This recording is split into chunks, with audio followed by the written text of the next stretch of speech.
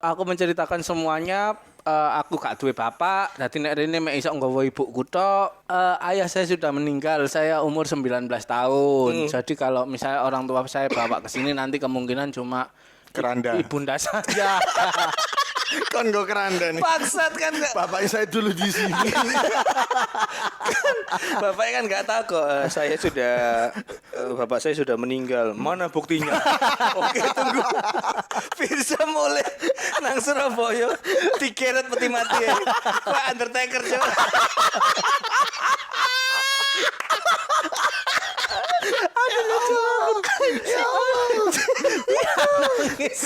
Iya,